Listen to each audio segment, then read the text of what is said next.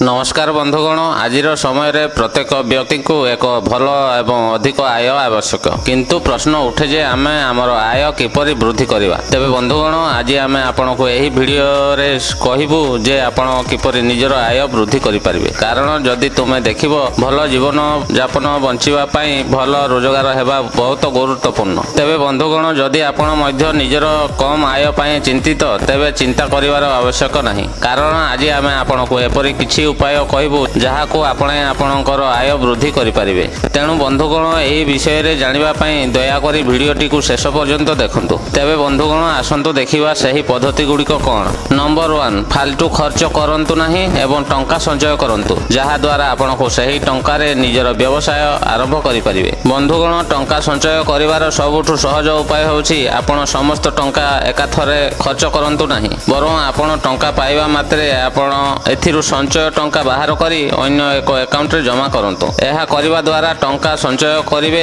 एवं एथिरे आपण ऑटो डेबिट विकल्प मध्य व्यवहार करि परिबे जहाँ द्वारा आपणक अकाउंट को टंका आसीबा मात्रे एहार किछि परसेंट आगुआ काटी अन्य अकाउंट को चली जिवो एवं आपणकर टंका पूर्वरु अलगा होई जिवो एवं तापरे आपण केवल बळका टंका खर्च करि परिबे। एथि पई प्रथमे आपणको निष्पत्ति नेबाकू पड़िबो जे आपण संचय खाता रे केते टंका रखिबाकू चाहुचंती। जदि आपण चाहंती तेबे आपण कम टंका रे आरंभ करि परिबे एवं एहा एते वृद्धि पाइबो जे आपण एहा जानि मध्य पारिबे नहीं। तापरे धीरे धीरे आपण आपणकर टंका वृद्धि करि परिबे। एहा करिबा द्वारा आपणको प्रति मासरे टंका संचय करिबा विषय रे चिंता करिबाकू पड़िबो नहीं एवं आपणकर टंका सहजरे संचय हेबो एवं जेतेबेले आपण अधिक टंका संग्रह करि परिबे सेतेबेले आपण एहा सहित एक बिजनेस आरंभ करि परिबे। नंबर 2 एक मासिक बजेट प्रस्तुत करिबाकू निश्चित करंतु। बंधुगण टंका संचय करिबा पई आपणकर मासिक बजेट प्रस्तुत करिबा सबुठारु गुरुत्वपूर्ण। कारण बजेट टंका संचय करिबा एवं अधिक टंका रोजगार करिवार सबुठारु प्रभावशाली उपाय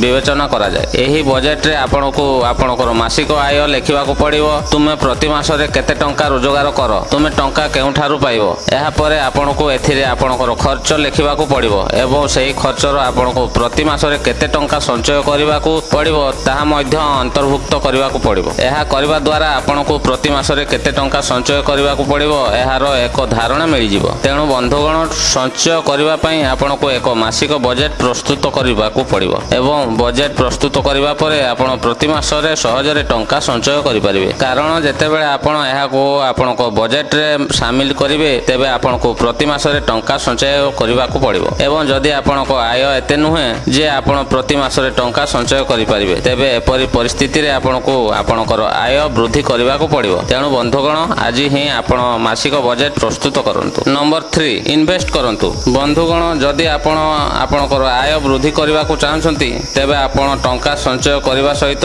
इन्वेस्ट करिबाकू मध्य गुरुत्वपूर्ण एवं आपण टंका केवल थरे नुह बरं अनेक थर इन्वेस्ट करिबा उचित तेबे ही आपण एथिरु भलो आय करि परिबे। प्राय तो देखा जाय जे किछि लोक भावंती जे से माने थरे निवेश कले ताहा तांको सारा जीवन पई यथेष्ट किंतु एहा नुहे। कारण जीवन रे अनेक थर आपणको आर्थिक लक्ष्य परिवर्तन होई पारे एवं जीवन रे प्रत्येक पर्याय अनुसार भिन्न भिन्न आवश्यकता होई पारे। तेणु आपण सेही अनुसार निवेश करिबा उचित एवं एथिरे परिवर्तन मध्य करिबा दरकार। उदाहरण स्वरूप आपणकर बयस 20 रु 30 वर्ष मध्य रे तेबे एही बयस रे आपण सहजरे एपरि एक स्थान रे निवेश करि परिबे जेउठारे आपण विपद रे सम्मुखीन होंती। कारण क्षति हेले मध्य आपण एहाको सहजरे सहयोग करि परिबे एवं अधिक टंका रोजगार करी एहार भरणा करि परिबे। किंतु बयस बढ़िबा सहित आपण अधिक रिस्क नै परिबे नाही एवं जेतेबेले आपण रिटायर्ड किंबा बाध्यक आड़कू जाउछंती आपण कोनोसी विपद नै परिबे नाही। एही परि जीवन रे प्रत्येक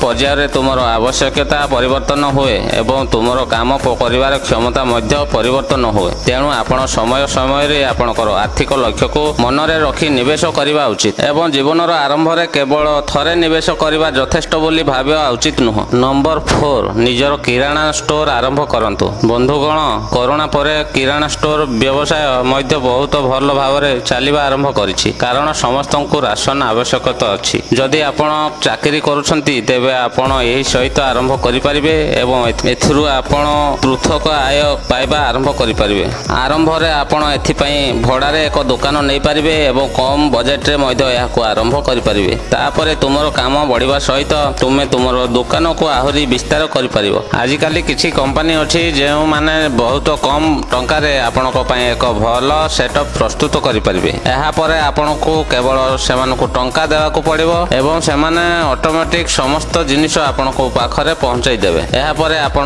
ବିଜନେସ୍ ବିସ୍ତାର କରିବା ପାଇଁ ଆପଣଙ୍କ ପାଖରେ ଥିବା ଲୋକମାନଙ୍କୁ ମାଗଣା ହୋମ୍ ଡେଲିଭରି ମଧ୍ୟ କରିପାରିବେ, ଯାହାଦ୍ୱାରା ଆପଣଙ୍କ ବିକ୍ରୟ ବୃଦ୍ଧି ପାଇବ। ଏହିପରି ଭାବରେ ଆପଣ ଧୀରେ ଧୀରେ ଆପଣଙ୍କ ବିଜନେସ୍କୁ ବିସ୍ତାର କରିପାରିବେ। ତା ଛଡ଼ା ଆପଣ ଦୋକାନର ଯଥାସମ୍ଭବ ଆଡଭର୍ଟାଇଜମେଣ୍ଟ ମଧ୍ୟ କରିପାରିବେ, ଯାହାଦ୍ୱାରା ପାଖରେ ରହୁଥିବା ଲୋକମାନେ ଆପଣଙ୍କ ଦୋକାନ ବିଷୟରେ ଜାଣିପାରିବେ ଏବଂ ଆପଣ ଦୋକାନରେ କିଛି ରିହାତି ମଧ୍ୟ ଦେଇପାରିବେ କିମ୍ବା ପ୍ରାରମ୍ଭିକ ଭାବରେ ଅନ୍ୟ ସ୍ଥାନ ଅପେକ୍ଷା କମ୍ ମୂଲ୍ୟରେ ଜିନିଷ ବିକ୍ରି କରିପାରିବେ, ଯାହାଦ୍ୱାରା ଅଧିକରୁ ଅଧିକ ଲୋକ ଆପଣଙ୍କ ଦୋକାନକୁ ଆସିପାରିବେ। ନମ୍ବର 5, ଇଣ୍ଟିରିୟର ଡିଜାଇନ ସାହାଯ୍ୟରେ ଆପଣଙ୍କ ଆୟ ବୃଦ୍ଧି କରନ୍ତୁ। କାରଣ ଭାରତରେ ଇଣ୍ଟିରିୟର ଡିଜାଇନର ବ୍ୟବସାୟ ବହୁତ ବୃଦ୍ଧି ପାଉଛି ଏବଂ ଏହି ବିଜନେସରେ ମଧ୍ୟ ଲାଭ ବହୁତ ଅଛି। ଆଜିକାଲି ଦୁନିଆ ଆଧୁନିକ ହେବା ସହିତ ସମସ୍ତଙ୍କୁ ଜଣେ ଇଣ୍ଟିରିୟର ଡିଜାଇନ ଦରକାର, କାରଣ ସମସ୍ତେ ନିଜ ବୋରିଂ ଘରକୁ ଏକ ଭଲ ଡିଜାଇନ ଦେବାକୁ ଚାହାନ୍ତି ଏବଂ ମଡେଲ ରୋଷେଇ ଘର ମଧ୍ୟ ଆଜିକାଲି ବହୁତ ଟ୍ରେଣ୍ଡରେ ଅଛି।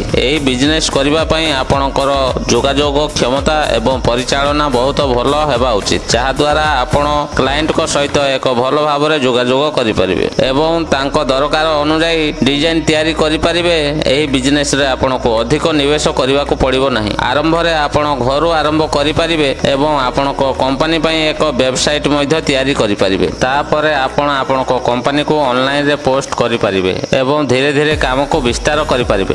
ଆପଣଙ୍କ ବିଜନେସକୁ ବିସ୍ତାର କରିବା ପାଇଁ ଆପଣଙ୍କୁ ଯଥାସମ୍ଭବ କମ୍ପାନୀର ବିଜ୍ଞାପନ ଦେବାକୁ ପଡ଼ିବ ଏବଂ ଆପଣ ସୋଶାଲ ମିଡ଼ିଆରେ ମଧ୍ୟ ଆପଣ କମ୍ପାନୀର ପ୍ରଚାର କରିବାକୁ ପଡ଼ିବ। ଆପଣଙ୍କ କାମ ସହିତ ଜଡ଼ିତ ଫଟୋ ଗୁଡ଼ିକୁ ଆପଣ ୱେବସାଇଟ୍ରେ ପୋଷ୍ଟ କରିପାରିବେ, ଯାହାଦ୍ୱାରା ସେମାନଙ୍କୁ ପସନ୍ଦ କରୁଥିବା ଲୋକମାନେ ଆପଣଙ୍କ ପାଖକୁ କାମ କରାଇବା ପାଇଁ ଆସିପାରିବେ। ତା ବ୍ୟତୀତ ଆପଣଙ୍କ ନିଜରେ ଏକ ଆଲବମ୍ ମଧ୍ୟ ପ୍ରସ୍ତୁତ କରିପାରିବେ, ଯାହାଦ୍ୱାରା ଯଦି କୌଣସି ଗ୍ରାହକ ଆପଣଙ୍କ ଘରକୁ ଆସନ୍ତି ତେବେ ଆପଣଙ୍କୁ ଆପଣଙ୍କ କାମ ଦେଖାଇ ପାରିବେ। ତାପରେ ତୁମେ କାମ କରିବା ସହିତ ତୁମର ବିଜନେସ୍ ମଧ୍ୟ ବୃଦ୍ଧି ପାଇବ ଏବଂ ଲୋକମାନେ ତୁମକୁ ଜାଣିବା ଆରମ୍ଭ କରିବେ ଏବଂ ତୁମେ କାମ କରିବା ଜାଣିପାରିବ। ତେବେ ବନ୍ଧୁଗଣ, ଏହା କିଛି ପଦ୍ଧତି ଥିଲା ଯାହାକୁ ଆପଣେଇ ଆପଣ ସହଜରେ ଆପଣଙ୍କର ଆୟ ବୃଦ୍ଧି କରିପାରିବେ। ତେବେ ବନ୍ଧୁଗଣ, ଆଜିର ଭିଡ଼ିଓ ପାଇଁ ଏତିକି। ଆମେ ଆଶା କରୁଛୁ ଯେ ତୁମେ ବହୁତ କିଛି ଶିଖିଥିବ।